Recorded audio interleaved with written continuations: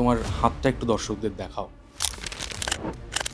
ওদের 21,000 foot উচ্চতাতে first bite হয়ে গিয়েছিল, সমস্ত আঙুল কেটে বাদ দিতে হতো।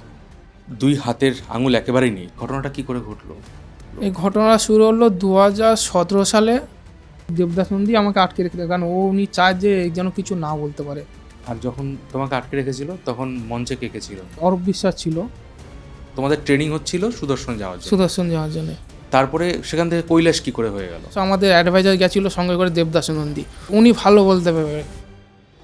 শিল্পী ব্যাগে শুয়ে আছে, দেখছি হাত পা ঠান্ডা লাগছে। কি কি জিনিস দিয়েছিল সরকার থেকে? স্লিপিং ব্যাগ, ফেদার জ্যাকেট, সবই নিম্ন সবই একদম। আর সাথে যিনি গিয়েছিলেন দেবদাস নন্দী, উনি মেয়েদের টিমের সাথে গেছিলো। আর তোমাদের সাথে অক্সিজেন সিলিন্ডারও ছিল না? অক্সিজেন সিলিন্ডার ছিল না, না ডাক্তার ছিল, না অকেটকি ছিল। তারপরে উপরে উঠে মোটামুটি সাবমিট করলাম। তোমরা সাবমিট করেছিলে? সাবমিট সবাই করেছিলাম। ফটো তুলতে যখন যাচ্ছি, মোবাইলে যখন ক্লিক করছি, সেলফি তুলে দেখছি ফোন হাতে কোনো কাজ করছে না। আমি আমাদের যে লিডার ছিল তাকে আমি বলেছিলাম যে আমাকে এরকম ওষুধগুলো লিখে দিয়েছে, আমাকে একটু কিনে দিন। বলছে এখন তো পয়সা নেই, কিনে দেওয়া যাবে না। পয়সা নেই? তো ওষুধ কিনতে গেলে খুব জলে 200-300 টাকা লাগতো।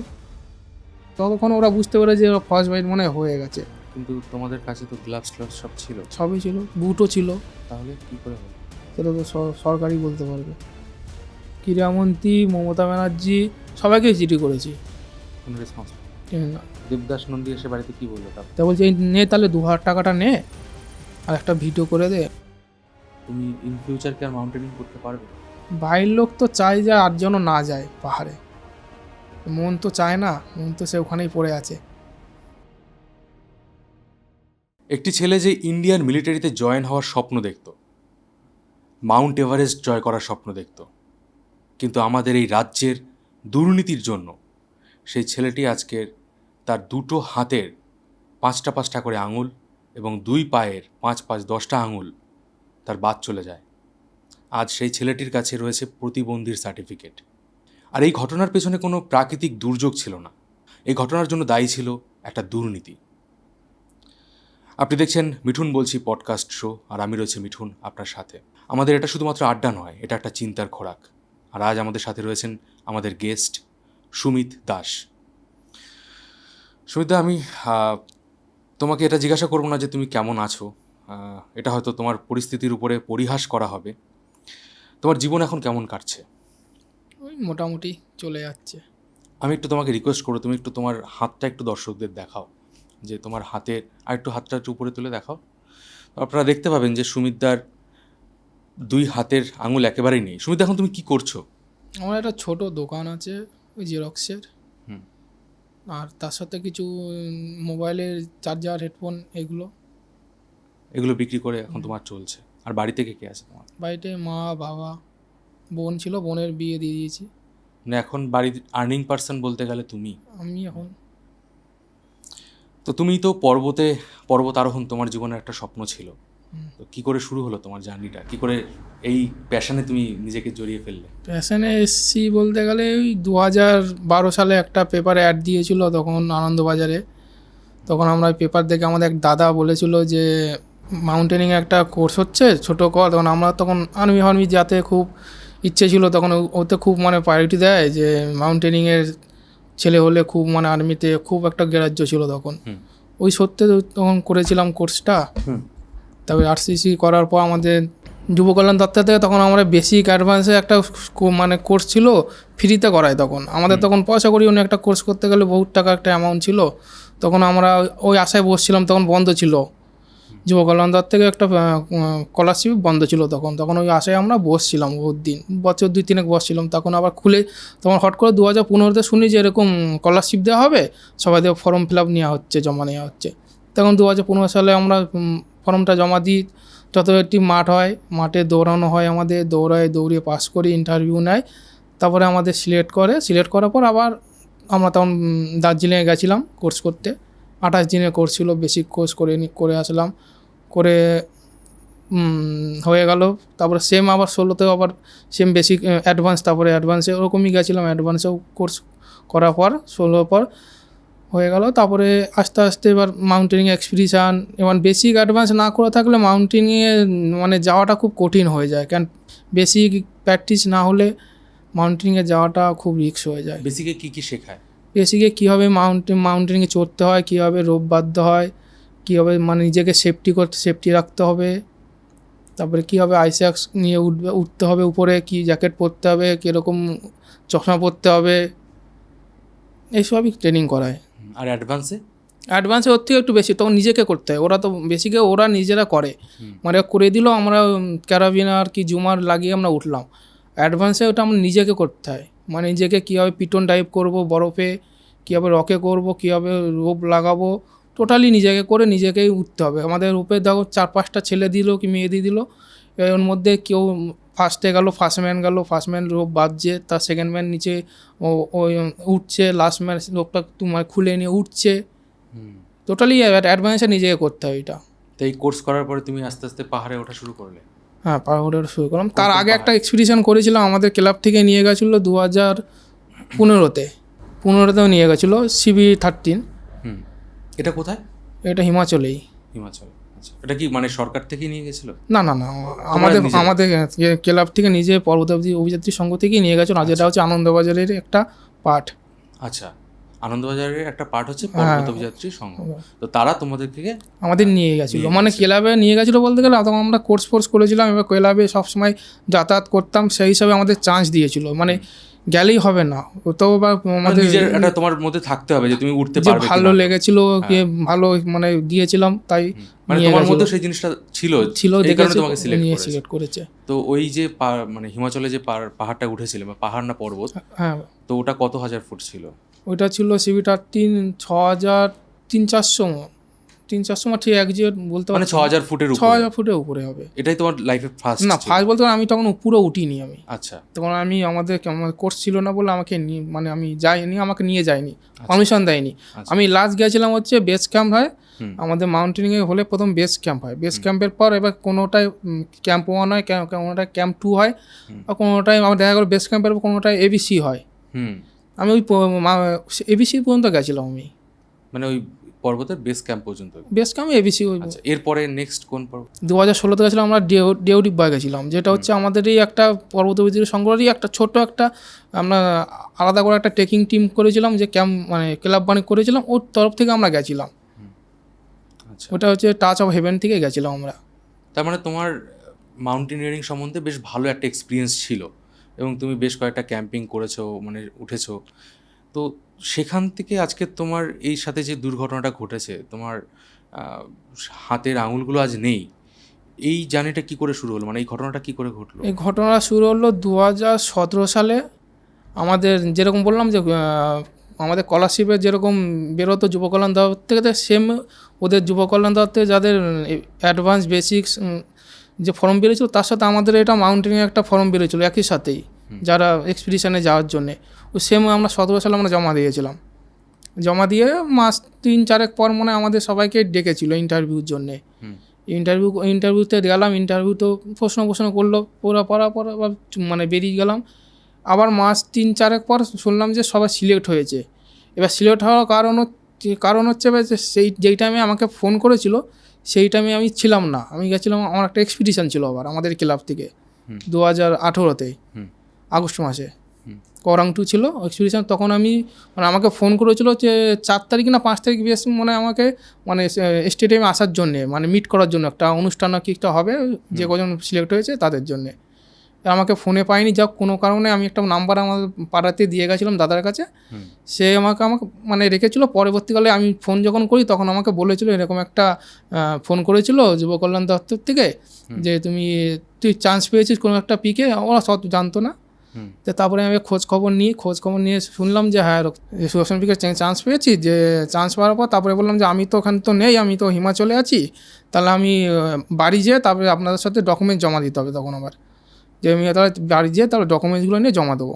তার 2-1 দিন পর ডকুমেন্টসগুলো জমা দিয়েছিলাম। তোমরা কতজন সিলেক্ট হয়েছিল? আমরা সিলেক্ট হয়েছিলাম হচ্ছে 10 জন। আবার তার সাথে আবার ওখানে মানে এই ছেলের সাথে আমার মেয়েদের একটা এক্সপিডিশন ছিল, মানে একই সাথেই। মানে আমরা ছেলেরা 10 জন চান্স পেয়েছি, মেয়েরাও 10 জন চান্স পেয়েছিল একই সময়, একই মানে এক্সপিডিশনের, শুধু পিকগুলো আলাদা। আচ্ছা, এই সুদর্শন যে শৃঙ্গটা, এটা কোথায়? এটা হচ্ছে তোমার উত্তরাখণ্ডে। এটা কত হাজার ফুট? এটা হচ্ছে 6,932 মিটার।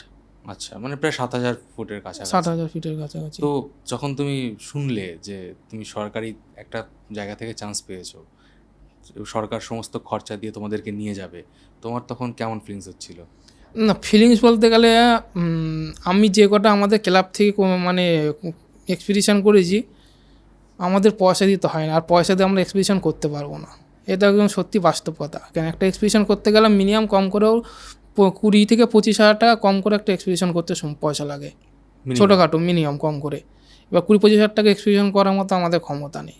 আমাদের যেটুখানি ক্লাব করায়, আমি ক্লাবের আশায় বসে থাকি, আমরা যে কবে একটা এক্সপিডিশন হবে, কবে একটা ট্রেকিং হবে, সেই আশায় বসে থাকি, সে কবে যাব।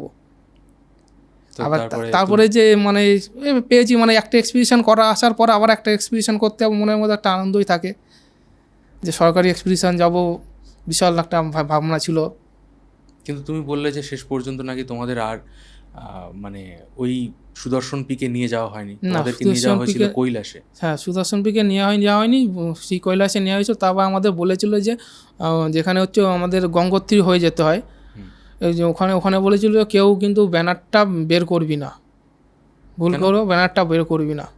কেন ওখানে শ্রী কৈলাসে যাওয়ার মতন কোনো নেই, পারমিশন নেই মানে এলাকায়। ওরা ওইটা একটু ভালো করে বুঝিয়ে বলো। তোমাদের ট্রেনিং হচ্ছিল সুদর্শন যাওয়ার জন্য, সবকিছু ফাইনাল হয়ে গেল, ডকুমেন্ট রেডি করলে, 10 জন সিলেক্ট হলো, তারপরে সেখান থেকে কৈলাস কি করে হয়ে গেল? এবার কৈলাস বলতে গেলে আমিও জানি না কী জন্য কৈলাস নিয়েছে, কেন এর ব্যাপারে তো আমাদের অ্যাডভাইজার গেছিলো সঙ্গে করে দেবদাস নন্দী। উনি ভালো বলতে পারবে কী কারণ, কোথায় নিয়ে যাচ্ছে না নিয়ে যাচ্ছে। আমরা শুধু জানতাম সুদর্শনে নিয়ে যাবে, এটুকুই জানতাম। আমাদের ওর জন্য আমাদের মেডিকেলও করিয়েছিল, সিলেক্ট হয়ে যাওয়ার পর তারপরে তোমার সাগর দপ্তরে মেডিকেলও করিয়েছিল আমাদের। আচ্ছা, মেডিকেল করিয়ে সবই করিয়েছিল। করানোর পর তারপরে তো যখন যাওয়ার পর যখন শুনি যে এরকম হচ্ছে। কোথায় গিয়ে জানতে পারো যে কৈলাসে চেঞ্জ হচ্ছে? ওই ট্রেনে ওঠার আগেই, মানে আমরা হাওড়া থেকে ট্রেনে ওঠার মানে 1-2 দিন আগেই জানতে পারি যে শ্রী কৈলাসে নিয়ে যাওয়া হচ্ছে। মানে এবার দেখো, একটা আমি বলছি, আমি যতদূর জানি মাউন্টেনিয়ারিং এর ব্যাপারে, প্রত্যেকটা পর্বতের ধরন আলাদা, প্রত্যেকটা পর্বতে আলাদা আলাদাভাবে উঠতে হয়। এবার তোমরা এতদিন ধরে ট্রেনিং নিচ্ছিলে সুদর্শনে ওঠার জন্য, সেখান থেকে হঠাৎ করে যখন কৈলাসে উঠবে, তো তার তো পুরো পর্বতের রিপ বলো, তার সমস্ত কিছু তো আলাদা পুরো একেবারে। সেই ট্রেনিংটা দিয়েছিল তোমাদের? সব মানে একটা পিকে একটা সময় থাকে, একটা মানে টাইম থাকে, ওই টাইমে গেলেই বেস্ট হয়। এবার অন্য টাইম গেলে নাই স্নো পড়বে, নাই ওয়েদার খারাপ হবে, কিছু না কিছু প্রবলেমও দেখা দেয়। এবার আমরা যে হট করে যে শ্রী কৈলাসে যখন নিয়েছো, সেইটাও একদম পারফেক্ট টাইম না, ওইটা আরও 2-3 মাস আগে গেলে ভালো হয়। ওই টাইমটা গেলে কি সমস্যা হয়? ওই টাইমটা গেলে মানে ওয়েদার তখন মানে বহুত খারাপ থাকে। এটা তাহলে জানতো অ্যাডভাইজাররা? নিশ্চয়ই জানতো, কেন উনি সিলেক্ট করেছে, উনি নিয়ে যাচ্ছে নিশ্চয়ই। জানার পরেও তারা 10 জনকে নিয়ে যাচ্ছে, এবং যাওয়ার মাত্র 2 দিন আগে বলেছে? 2 দিন আগে বলেছে। আচ্ছা, তারপরে কি ঘটনা ঘটলো? 2 দিন আগে বলেছে, তারপরে তো নিয়ে গেল, দিয়ে বললো যে ওখানে একদম গঙ্গোত্রীতে কেউ ব্যানারগুলো বের করবি না। মানে তোমাদের কাছে ব্যানার ছিল সুদর্শনে ওঠার? শ্রী কৈলাসের ব্যানার ছিল। আচ্ছা, শ্রী কৈলাসেরই ব্যানার ছিল। আচ্ছা, শ্রী কৈলাসের ব্যানারটা বলছে বের করবি না, ওখানে টানাবি না কিছু। যদি মানে ওরা যদি জানতে পারে, গ্রামের মানে আশেপাশের লোকরা বলে ওখান থেকে মেরে কি তাড়িয়ে দেবে।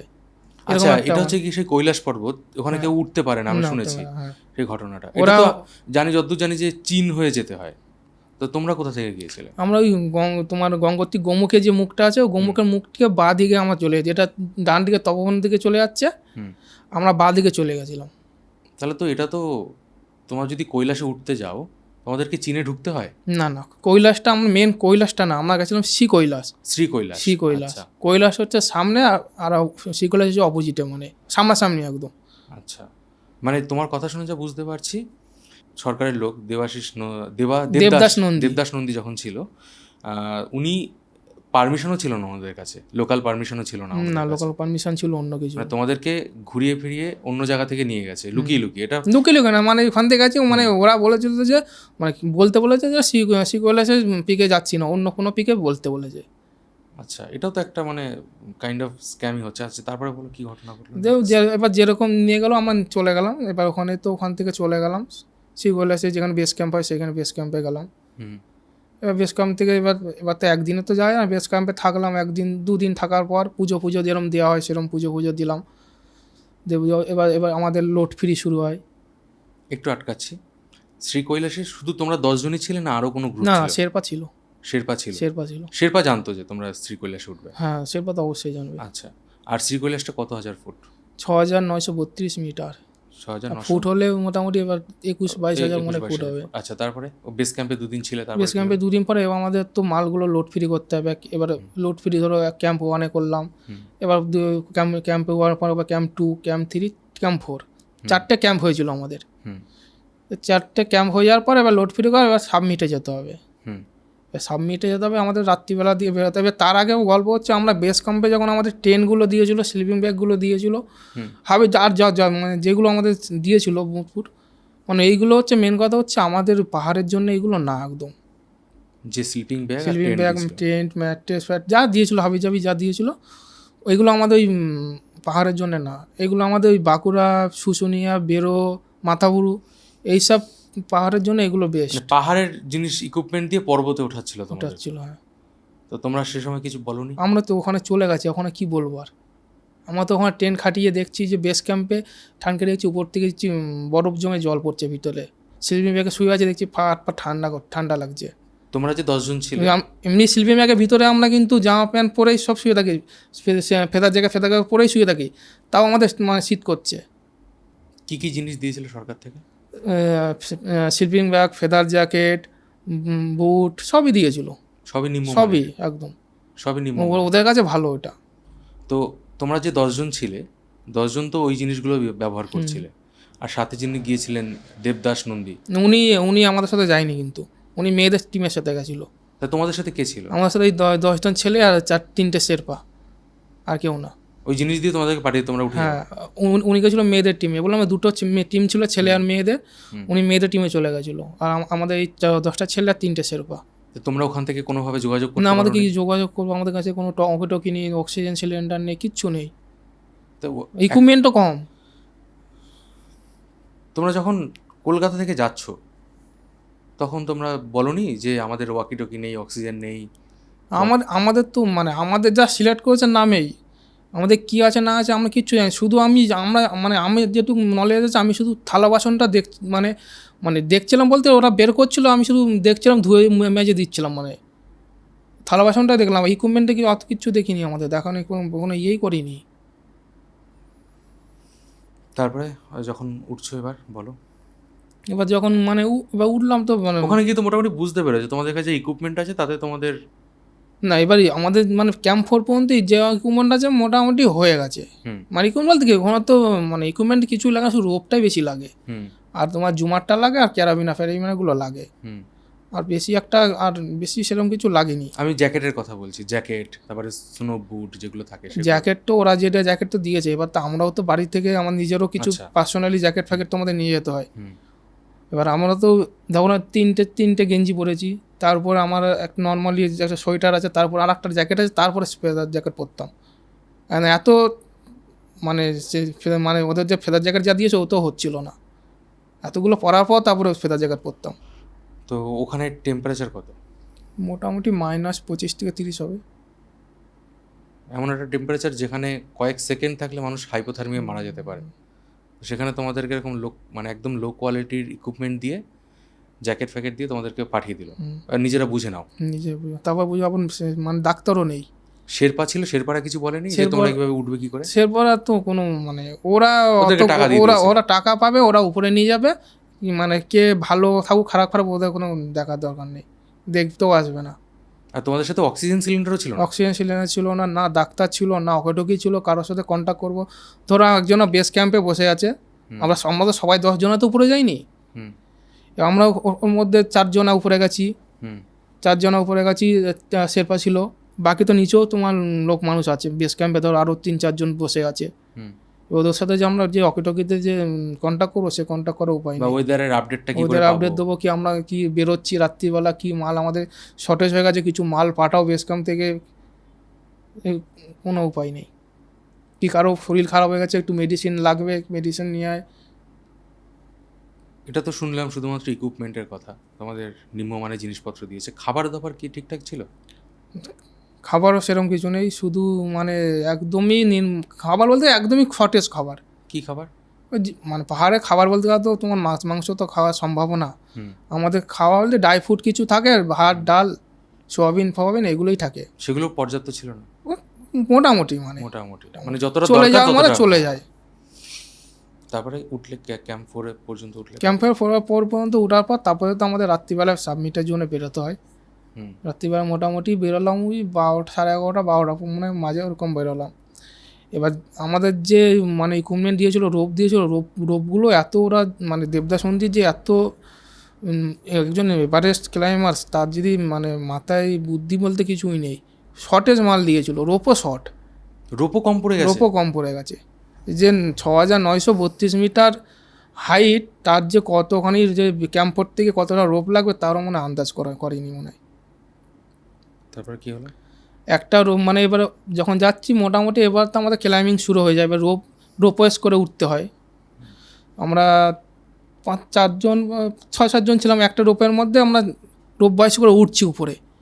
এবার উঠে তো রোপ শর্ট পড়ে আছে, একটা রোপ ফেলানো আছে, এবার একটা রোপের ফেলানো আছে, সেই রোপটাকে আমরা আবার সেরপর নিচের থেকে খুলে নিয়ে এসে উপরে লাগাচ্ছে, তারপর আবার উঠছি। মানে একটা জায়গায় মোটামুটি আমরা 1 ঘন্টা করে দাঁড়িয়ে আছি।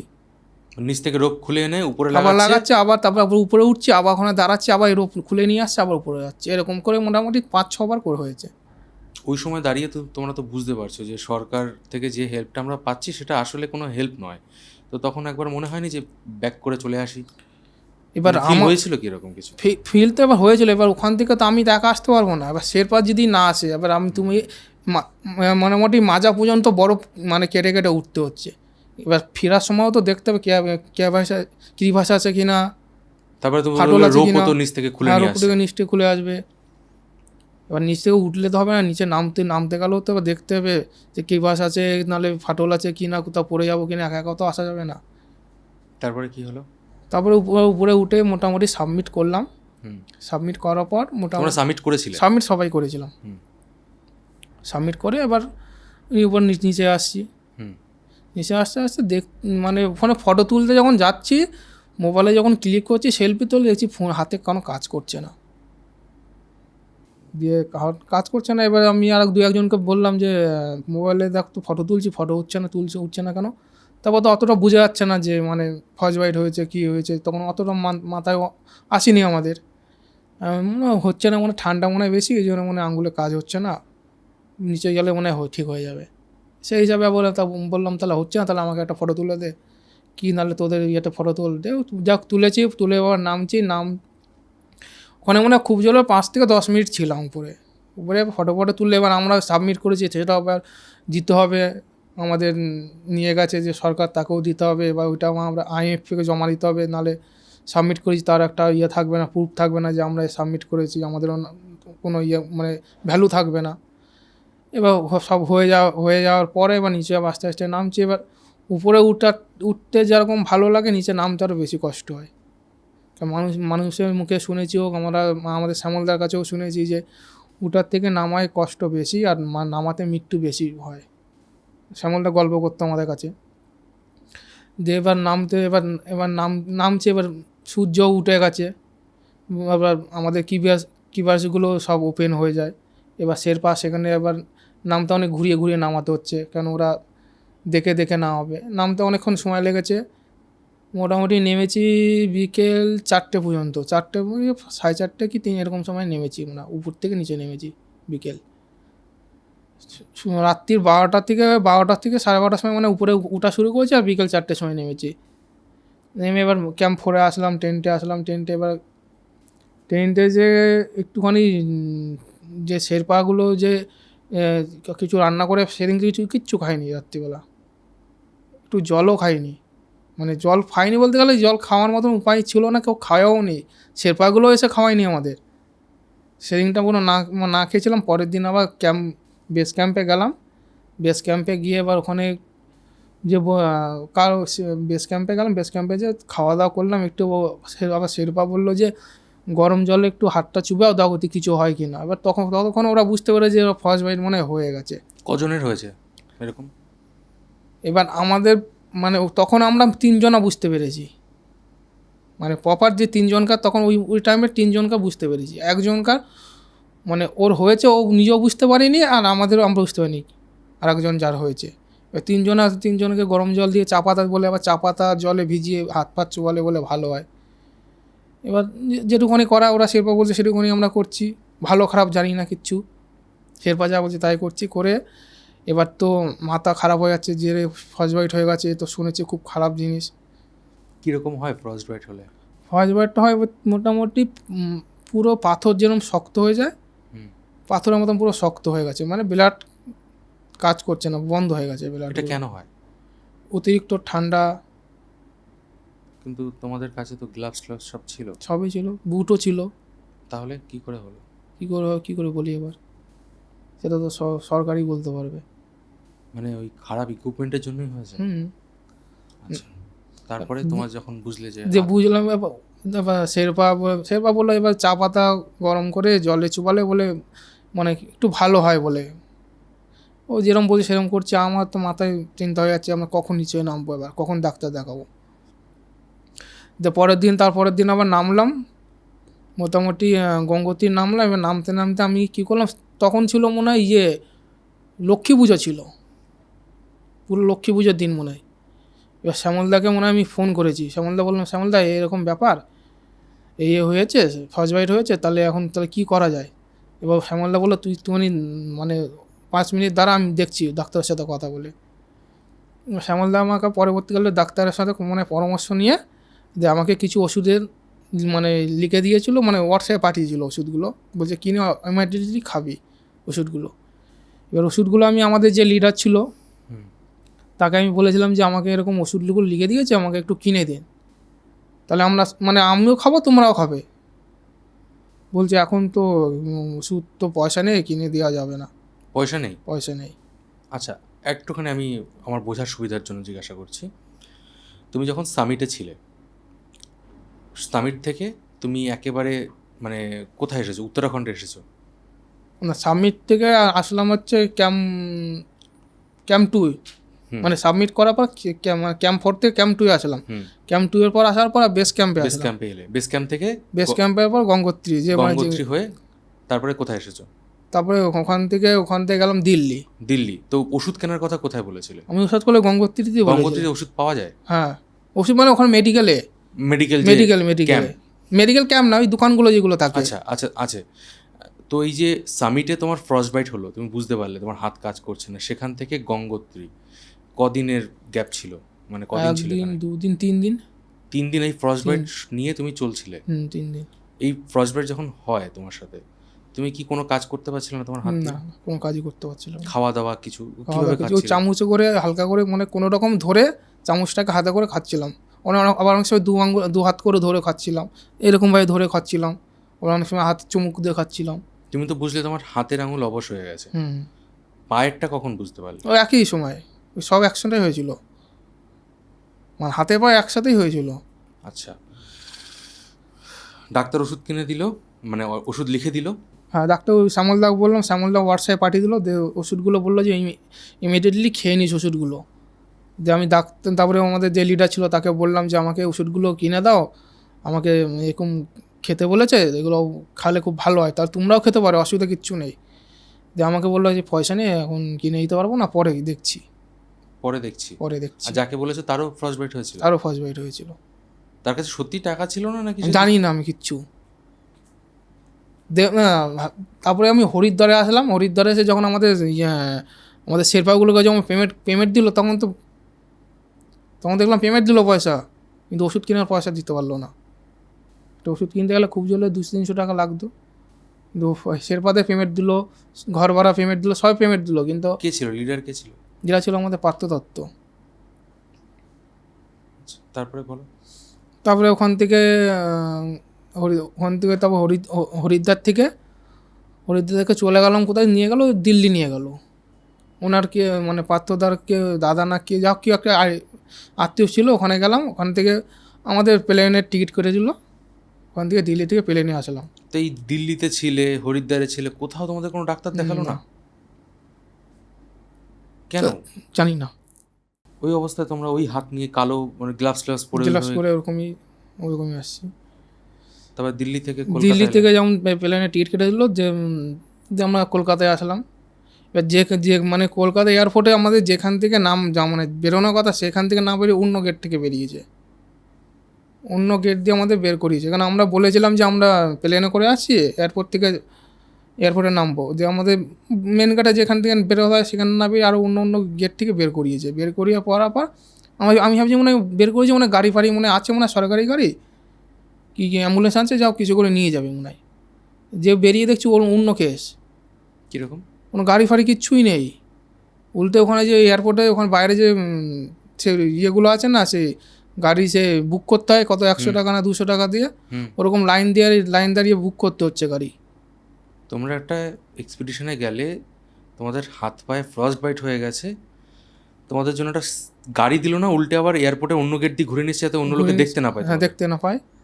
দিয়ে তারপরে আমরা আবার ওই যে বললাম না, ওই যে লাইন দাঁড়িয়ে আমরা টিকিট কাটলাম লাইন দাঁড়িয়ে।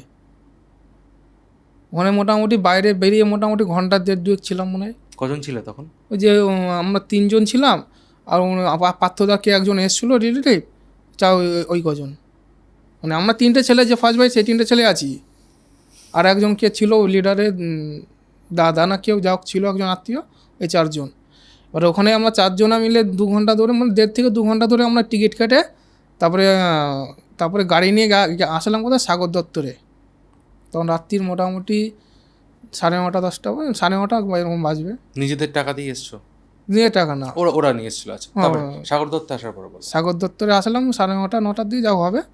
যে 3 জনে ঢুকলাম, ঢুকে এবার যেরকম ট্রিটমেন্ট করে বলতে ফিটারিন দিয়ে হাত পাগুলো ভালো করে মুছিয়ে দিল। এইগুলোই তিনজনকে করলো মোটামুটি ঘন্টাখানিক ধরে। যে 10:30 10:30 বাজে ওখান থেকে বললো, ওর সাথে এসেছিলো, দেবদাসও এসেছিলো, দেবদাস নন্দীও এসেছিলো তখন সাগর দত্তরে। দেব ওখান থেকে আসার পর এসে পর ওই 10টা 10:30 বাজলে এবার বললো যে যার মতন বাড়ি চলে যাও। তখন কি তোমার হাতের আঙুলগুলো কেটে ফেলেছিল? না, তখন ওরকমই ছিল। ওই অবস্থায় তোমাকে বলছে বাড়ি চলে যাও, যে যার মতন বাড়ি চলে যাও এবার তোমরা। তো তোমরা জিজ্ঞাসা করনি যে স্যার আমাদের হাতের কি হবে? সবই তো জানে যে হাতে এই অবস্থা বাড়ি পান্ডুয়া সবই জানে। একজনকে বাড়ি আশ্রম চলে, এবার ওখানে কেউ চেনা পরিচয় ছিল বলে ও চলে গেছে। এবার তো আমাদের চেনা পরিচয় কেউ নেই। এবার ক্লাব চেনা পরিচয় বলতে আমাদের ক্লাব এবার আমাদের ছেড়ে দিয়েছে। তখন আমি কী করবো, আমাদের শ্যামলদাকে ফোন করলাম, শ্যামলদা এরকম ব্যাপার, আমাকে এখানে থেকে বলছে বাড়ি চলে যেতে। তাহলে আমি কী করবো? যে শ্যামলদা বললো দাঁড়া, তাহলে একটুখানি 2-5 মিনিট দাঁড়া, আমি দেখছি কী করা যায়। এবার শ্যামলদা পরে বললো যে দাঁড়া, মানে ওখান থেকে 4-5 জন আসবে, ওখান থেকে তোকে তুলে নিয়ে ওর বাড়িতে থাকবি, পরের দিন সকালবেলা আমরা ডাক্তার দেখাতে নিয়ে যাবো। তারপর দিয়ে আমরা সকালবেলা পিজিতে নিয়ে আসলো, আমাদের পিজিতে ডাক্তার দেখালো, দেখিয়ে মোটামুটি চেক আপ দেখে ওষুধ দিল।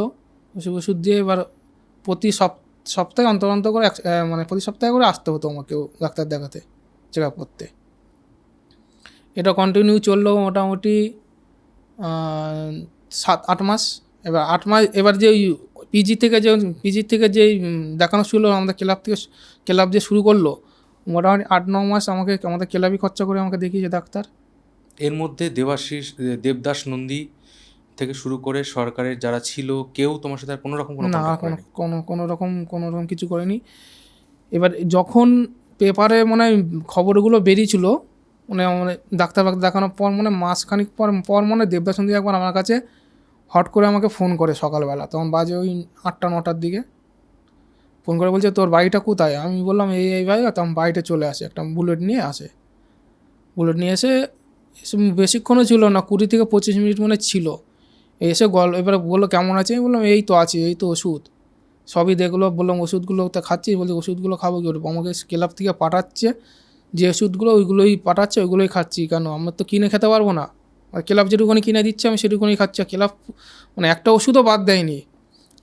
ওষুধের সাথে একটা বরফের মানে থাকে, সেটা কী বলে ওটা, প্যাক, আইস প্যাক না পাউচ কি থাকে, ওই সমেত আমাকে দিয়ে পাঠিয়েছে কলকাতা থেকে। মানে নিজ না আসলে লোককে দিয়েও পাঠাচ্ছে, পয়সা দিয়ে খরচা করে বলছে ওর বাড়িতেও যেন এটা অবশ্যই পৌঁছে দিস। দেবদাস নন্দী এসে বাড়িতে কি বললো? দেবদাস নন্দী এসে বাড়িতে আমাকে বললো যে তাহলে একটা ভিডিও করতে হবে। যে আমি বলছি ভিডিও করতে হবে, আমি তখন শরীর খারাপ, আমি কী করে ভিডিও করবো। বলছে ভিডিও ভিডিও একটা করতে হবে, যে তোকে যে আমরা যে এই যে খরচাপাতি দিচ্ছি তার একটা ভিডিও তোকে করতে হবে। আমি যে ভিডিও করতে বলছি, আমি তোমাকে তোমরা তো আমাকে কোনো পয়সাই দাওনি, তাহলে ভিডিওটা কী করে করবে? তোমরা তো আমাকে 1 টাকাও দেয়নি। তা বলছে এই নে তাহলে 2,000 টাকাটা নে আর একটা ভিডিও করে দে। আমি বলছি ভিডিও কী করে করবো? বলছে তো আমার আবার বলছে তোর বাবা মায়ের সাথে ভিডিও করতে হবে একটা। আমি বলছি বাবা তো সকালবেলা থাকে না, তখন ওই টাইমে থাকে না। এবার 10টা 10:30 বেজে গেছে, যদি মনে আমার যেরকম মনে হচ্ছে মনে হয় বাবা মনে হয় চলে এসেছিলো মনে হয়। যদি ভিডিও যদি থাকে তাহলে মনে হয় বাবা চলে এসেছিলো, মানে যেরকম কিছু একটা আছে, আমার অতটা মনে পড়ছে না। একটা ভিডিও বানালো, 2,000 টাকা দিল, একটা ভিডিও বানিয়ে চলে গেল। তারপর থেকে আর খোঁজ নেই। আবার তারপরে মোটামুটি মাস 3-4 পর যখন আমাদের মানে সাবমিট করে যে তাদের একটা অনুষ্ঠান হয়। আচ্ছা, এখানে একটু আমি আটকাচ্ছি, আর দর্শকদের কাছে আমি একটুখানি ক্ষমা চেয়ে নিচ্ছি, আমি বারবার করে ইন্টারাপ্ট করছি, কারণ এই পুরো ঘটনাটা একটু ভালোভাবে আমি বোঝার চেষ্টা করছি, যাতে আপনারা এবং প্রশাসন এইখান থেকে অনেক কিছু তথ্য জানতে পারে। তোমাদের তো বিমা দেয়, তোমরা যখন কেউ মাউন্টেনিয়ারিংয়ে যাও, কোনো এক্সপিডিশনে যাও, তখন তোমাদের বিমা করতে হয়। বিমা তো যাবতীয় তোমাদের চিকিৎসার খরচ সেই বিমা থেকে হয়। তুমি যখন উঠেছিলে তখন তোমার বিমা ছিল? আমাদের রাজ্য সরকার করে দিয়েছিল। তাহলে সেই বিমা পাওনি কেন? মানে কি হয়েছিল? বিমাটা পাইনি বলতে গেলে, বিমাটা তো ওরা করেছেই। এবার তো বিমাটা তো ওরা যখন করেছে ওদের তো দায়িত্ব নেওয়া উচিত। এবার বিমা কার কাছে করেছে না করেছে সেটা তো আমরা জানি না। এবার আমি যদি আমার যে পার্সোনাল বিমা যদি আমি নিজে করতাম, যদি কোনো জায়গায় করতাম, সেটা আমি খোঁজ নেবো। তোমাদের কাছে পেপারস কিছু ছিল না? পেপার ছিল না, বিমার কোনো পেপার ছিল না? আমাদের কাছে কোনো পেপারই দেয়নি। আমি যখন পেপার চেতে যাই, বহুত কষ্ট করে একটা পেপার দিয়েছিল ইন্স্যুরেন্সের। দিয়েছিল বলতে গেল তাও আবার অন্য কারো কাছ থেকে জোগাড় করেছিলাম, বলছিল ওর কাছ থেকে জোগাড় করে নে।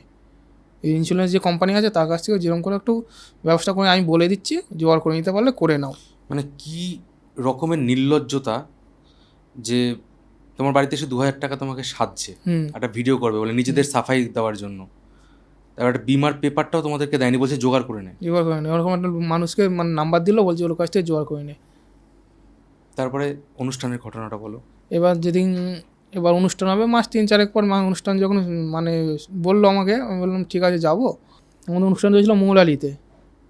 মৌলালিটা যখন ঢুকবো তখন আমাকে আলাদা করে দেবদাস নন্দী ডেকে নিয়ে গেলো, বলছে তোর ওখানে বসতে লাগবে না, তুই স্টেজ থেকে উঠে একটু পাশে ঘর আছে ওখানে বস। দিয়ে আমাকে ওখানে নিয়ে একটা আলাদা ঘরে পিছন দিকে নিয়ে বসিয়ে রেখে দিল। এবার অনুষ্ঠান শুরু হয়ে গেল। এবার যখন আমাদের ডাকছে তখন আমরা উপরে গেলাম। উপরে গেলে এবার যেটুখানি যা হয় হলো, ফটো সবাই তুলে পর আমাকে বলছে যে, আমি তখন নামতে যাচ্ছিলাম সামনের দিকে, সব নামতে যাচ্ছিলাম। বলছে তুই ওখানে নামতে লাগবে না, তুই পিছন দিকে ওই ঘরটা যেখানে বসছিল ওখানে বস, পরে আমি নামিয়ে দিয়ে মানে গাড়ি করে তোকে মানে বাড়ি পাঠিয়ে দিচ্ছি। তো ওখানে মোটামুটি আধা ঘন্টা 1 ঘন্টা বসছিলাম আমরা পিছন দিকে, আমাকে শুধু, বাকি কাউকে ছিল না। ওখানে নাকি তোমাকে আটকে রেখেছিল উজ্জ্বল রায় নামে একজন ব্যক্তি? দেবদাস নন্দী আমাকে বলেছিল। এবার দেবদাস নন্দী আমাকে বলেছিল যে ওকে ওখানে আটকে রেখে দেয়। এবার উজ্জ্বল রায় এবার মানে পাশে ছিল, ওনার কেউ হয় মনে আত্মীয় মনে হয়। আচ্ছা, ওনার দেবদাস নন্দী মনে কেউ আত্মীয় মনে কেউ হয় মনে একটা কিছু। কিন্তু মেন হচ্ছে দেবদাস নন্দী আমাকে আটকে রেখে দেয়, কারণ উনি চায় যে যেন কিছু না বলতে পারে। তুমি যাতে মিডিয়ার সামনে না আসো। না, মিডিয়ার সামনে যেন তোমাকে একটা ঘরের মধ্যে আটকে রেখেছিল। আর যখন তোমাকে আটকে রেখেছিল তখন মঞ্চে কে কে ছিল? মঞ্চে সবাই ছিল, মানে যুব কল্যাণ দপ্তরের সবাই ছিল। কে ছিল মন্ত্রী? কে ছিল মন্ত্রী? তখন তোমার অরূপ বিশ্বাস ছিল। আর আমাদের মেন কথা হচ্ছে, আমাদের যখন ফ্ল্যাগ হ্যান্ড ওভার করে আমাদের নেতাজি ইন্ডোর স্টেডিয়ামে, তখন উনি নিজের থেকে আমাদের ফ্ল্যাগ হ্যান্ড ওভার করেছিল। অবশ্য ছেলে আর মেয়েদের দুজনকারই ফ্ল্যাগ হ্যান্ড ওভার করেছিল অরূপ বিশ্বাস, যে ক্রীড়ামন্ত্রী ছিল এখন। দেবাশিস নন্দীর ডেজিগনেশনটা কি? ওই লোকটা কি, মানে উনি এত কি করে কি করলেন? উনি হচ্ছে যুব কল্যাণের অ্যাডভাইজার। আচ্ছা, মানে একজন অফিসার। এখনো আছেন? এখনো আছে। এর আগে কি তুমি এই ব্যাপারে কাউকে কখনো বলেছিলে? হ্যাঁ, যখন প্রথম দিকে যখন হয়েছিল তখন অবশ্যই মানে সবাই এসব খোঁজ নিয়েছিল, যেটুখানি যা হয়েছে সবই বলেছি। তবে তোমাকে ওখানে ঘরে আটকে রাখলো, তারপরে কি হলো? তারপরে ঘরে আটকে রেখেছিল ঘন্টাখানিক পর। অনুষ্ঠান যখন মোটামুটি সবাই বেরিয়ে যায়, আমাকে পিছন দিক দিয়ে নামিয়ে একটা গাড়িতে ওদের যে তুমি যে বললে না উজ্জ্বলায়, ওনার একটা গাড়িতে চাপিয়ে আমাকে ওই বাবুঘাটের মানে ছেড়ে দেয়। দিয়ে বাবুঘাট থেকে যে মানে এবার ছেড়ে দিল, মানে আমাকে আবার চলে যেতে হয় বাড়িতে একা একা। আমার সাথে আরও 2-1 জন ছিল, তাদের সে আমার বাড়িতে দিয়ে আসে। তারপর থেকে আর কোনো রকম কোনো আর contact? না না, ওই অনুষ্ঠান হয়ে গেল, তারপর থেকে আর কোনো যোগাযোগ নেই, কোনো কিছুই নেই আর। এই সামিট করা থেকে শুরু করে অনুষ্ঠান পর্যন্ত তোমার হাত তো ওইভাবেই ছিল, হাত এবং পায়ের আঙুল। তো এটা যে অ্যাম্পুট করা হয়েছে এখন, সেটা কবে হলো? এইটা ডাক্তার দেখানোর পর মোটামুটি 19-এর মাঝামাঝির দিকে, মানে অনুষ্ঠান শেষ হয়ে যাওয়ার পর 19-এর মাঝামাঝির দিকে আমাদের তখন অপারেশন করি আমি। টাকা পয়সা কোথায় পেলে? ওই সব বললাম না, ওই আমাদের ক্লাব ক্লাব থেকে তখন সব করেছে। টোটালি মানে শুরু থেকে শেষ পর্যন্ত ক্লাবই খরচা করেছে। বাড়ি থেকে আসা থেকে বাড়ি যাওয়া পর্যন্ত ক্লাবই খরচা করেছে, মানে আমার ভাড়াটাও তখন দিয়ে দিয়েছে। তোমার বাড়িতে তো আর্নিং তখন কে করতেন? বাবা করতেন? তখন বাবা। ক্লাবে তো সব খরচ দিত, তার পাশাপাশি তো কিছু নিজস্ব ইনকাম করতে তার আগে টুকটাক, সেগুলো তো সব বন্ধ হয়ে যায়। তখন মোটামুটি ছোটোখাটো একটা তখন আমার ছোটো একটা সবজির দোকান ছিল। সবজি দোকান তখন মোটামুটি ছিল, ওই সবজি দোকান তারপর তো বছর 2-3 মতো বন্ধই হয়ে গেল। তখন আমাদের যিনি রাজ্যের মুখ্যমন্ত্রী ছিলেন মমতা ব্যানার্জি, তার সাথে যোগাযোগ করার কোনো চেষ্টা করো? চেষ্টা করেছি আমি। আমার অ্যাক্সিডেন্ট হওয়ার পর আমি সবাইকে চিঠি করেছি। আমাদের নিচু থেকে পঞ্চায়েত, বিডিও, এসডিও, ডিএম, তারপরে রাজ্যের ক্রীড়ামন্ত্রী মমতা ব্যানার্জি, সবাইকে চিঠি করেছি। কোনো রেসপন্স পাও? আবার একজনকার আমাদের এমএলএর সুপারিশ নিয়েও চিঠি করেছিলাম, মানে ক্রীড়ামন্ত্রীকে, তাও কোনো দেখাই করেনি। কোনো আমার আর্থিক অফিসে সাহায্য না ওই সেই 2000 টাকার বদলে আর কিচ্ছু পাও? না আমি মানে চিঠি নিয়ে গেছি, আমি দেখা করতে গেছি ওনার অফিসে গেছি, উনি দেখাই করেনি। এই বাবুঘাটের যে মিনিস্টার বিল্ডিংটা আছে, ওখানে গেছি, ওখানে আমার দেখাই করেনি। তোমার এক কথায় সারাটা জীবন ওরা ধ্বংস করে দিয়েছে। এখন কেমন চলছে তোমার লাইফ? আমি চলে যাচ্ছে কোনো রকম এদিক ওদিক করে। আচ্ছা, আর তোমার সাথে যারা যারা ছিলেন, যাদের ওরকম হাত এবং পায়ের আঙুল বাদ চলে গেছে, তাদের নাম কি? তাদের একজনকার নাম হচ্ছে পার্থ দত্ত, একজনকার নাম হচ্ছে নীরাজ জয়সল নাকি আগরওয়াল, নামটা টাইটেলটা ঠিক বলতে পারছি না আমি। আর আরেকজন ছিল শুভঙ্কর দত্ত। তোমরা মোট 4 জন? ছিলাম।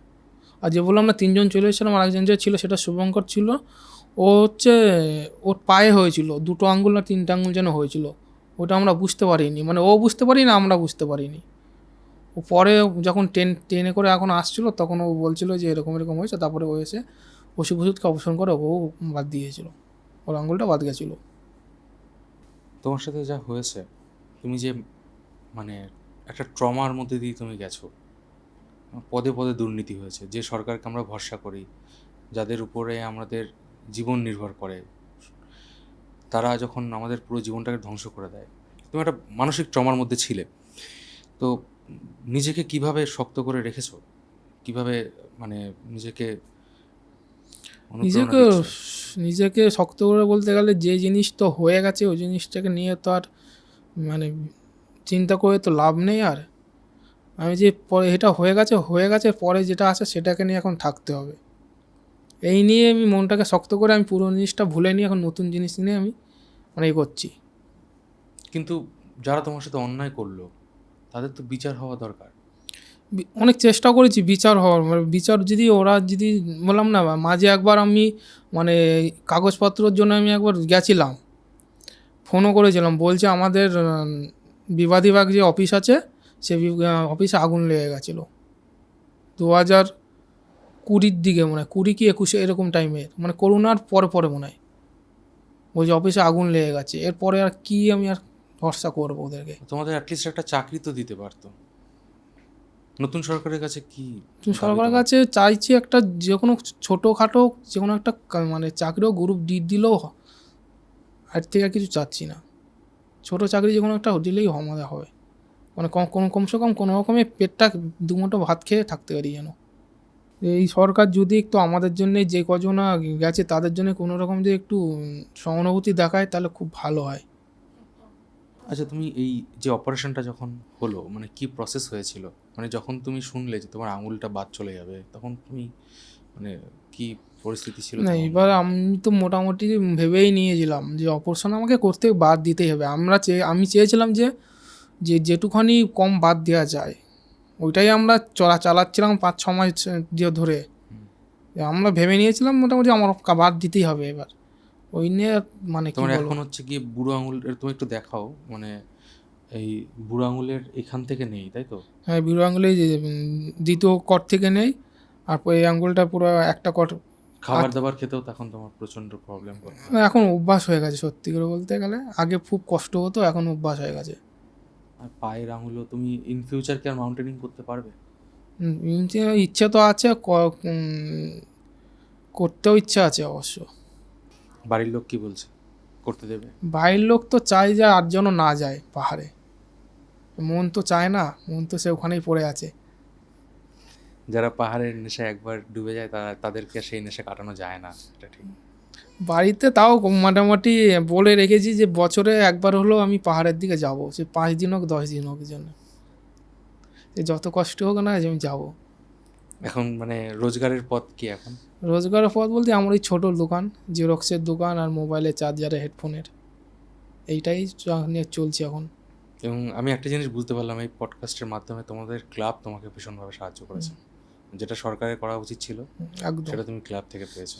ক্লাব যদি না থাকতো পাশে তাহলে আমি আর থাকতে পারতাম না এখানে আর। শুরুতে তুমি অনেক কিছু বললে এবং আমি জানি না তোমাকে কি বলে সান্ত্বনা দেব। আমি শুধু আমাদের রাজ্য সরকারের কাছে হাত জোর করে রিকোয়েস্ট করব, সুমিতদার মতো আরও যে কয়েকজন রয়েছেন যাদের পুরো গোটা জীবনটা দুর্নীতির জন্য শেষ হয়ে গেল, মানে তাদের সামনে কত উজ্জ্বল ভবিষ্যৎ ছিল। ভাবুন, এই ছেলেটা মিলিটারিতে জব করতো বা এভারেস্টে চড়তো, আমাদের দেশের নাম উজ্জ্বল করতো, সেই ছেলেটা আজ কিভাবে দিন কাটাচ্ছে। আপনাদের যদি সম্ভব হয়, এক তো এই দুর্নীতির বিচার করুন, দ্বিতীয়ত হচ্ছে এই ছেলেটি এর মতো যারা যারা রয়েছে তাদের অন্তত কিছু একটা কর্মসংস্থানের ব্যবস্থা আপনারা করে দিন। রাজ্য সরকার চাইলে পারে না এমন কিছু নেই। আর ভবিষ্যতে যাতে এরকম ধরনের কোনো ঘটনা না ঘটে। দুর্নীতি আমরা শুনেছি যে চাকরি চুরি, কয়লা চুরি, বালি চুরি, একটা মানুষের গোটা জীবনটা চুরি করে নিয়েছে দুর্নীতি করে। সুমিতা, তুমি এসেছো, তোমাকে অসংখ্য ধন্যবাদ আমাদের সামনে এতগুলো কথা তুলে ধরার জন্য, এবং আশা করি দর্শকরাও অনেক কিছু জানতে পারলো তোমার মাধ্যমে। আজকে এই পডকাস্টটা আপনাদের মতামত জানান কমেন্ট সেকশানে, এবং আপনাদেরকেও রিকোয়েস্ট করবো ভিডিওটা একটু বেশি বেশি পরিমাণে শেয়ার করে দিন যাতে আরও বেশি মানুষের কাছে পৌঁছে যায়, এবং একটা রাজ্য জুড়ে একটা আওয়াজ উঠুক যে এই মানুষগুলো যেন বিচার পায়। পডকাস্টটা ভালো লাগলে লাইক করে দিন, আমাদের এই চ্যানেলকে সাবস্ক্রাইব করে দিন। আমরা এরকম ধরনের ঘটনা আরও সামনে তুলে ধরবো আপনাদের সামনে। আমি ছিলাম মিঠুন আপনাদের সঙ্গে, দেখা হবে পরের পডকাস্টে।